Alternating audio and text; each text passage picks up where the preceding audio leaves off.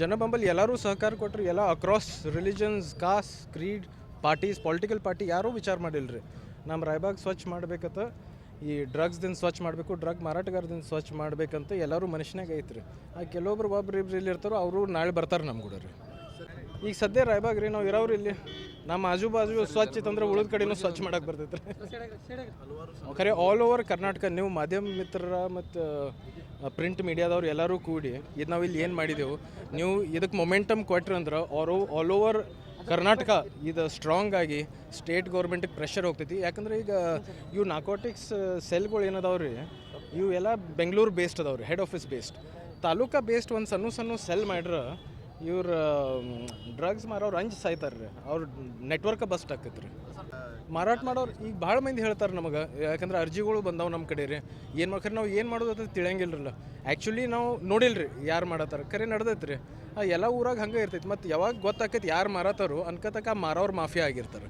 ಅವ್ರಿಗೆ ನಮಗೆ ಕೈ ಹಚ್ಚಕ್ಕೆ ಬರಂಗಿಲ್ಲ ರೀ.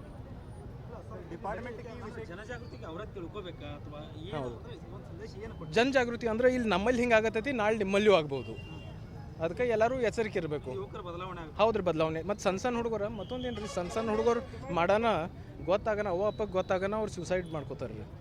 ಅವು ಕೆಲವೊಂದು ಆಗಿದಾವೆ, ಖರೆ ಅವ್ರು ಹೊರಗೆ ಹೇಳಂಗಿಲ್ಲ ರೀ ಅವರು. ಯಾಕಂದ್ರೆ ಫ್ಯಾಮಿಲಿ ನೇಮ, ಪ್ರೆಸ್ಟೀಜ ಸ್ವಲ್ಪ ಅವು ಇರ್ತಾವೆ. ಸಾದಾ ದುಡ್ಯಾವ್ ಸುಖ ಅವ್ನ ಹುಡುಗ ಗಾಂಜೆ ಶೇತದತ್ತ ಗೊತ್ತಾಗನ ನಾಳೆ ಅವ್ನು ನೌಕರಿ ಮ್ಯಾಗ ತೊಗೊಳಂಗಿಲ್ಲ ರೀ.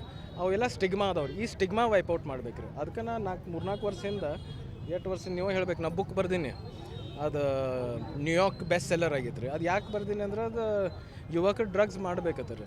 ಅದು ಲವ್ ಸ್ಟೋರಿ ಐತೆ ರೀ. ನಾವು ಹಿಂಗೆ ಡ್ರಗ್ಸ್ ಯಾಕೆ ಮಾಡಬಾರ್ದತ್ತ ನಾವು ಬರೋಕಿತ್ತು ಅಂದ್ರೆ ಹುಡುಗರು ಯಾರೂ ಓದಂಗಿಲ್ಲ ರೀ.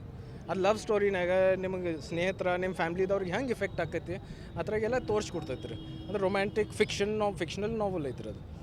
ಅದಕ್ಕೆ ಆ ಟೈಪ್ ನಾವು ಪ್ರಯತ್ನ ಮಾಡ್ಕೋತ ಬಂದೇವ್ರಿ. ಈಗಿಂದ ಅಲ್ರಿ 3-4 ವರ್ಷದಿಂದ ಮಾಡ್ಕೋತ ಬಂದೇವ್ರಿ.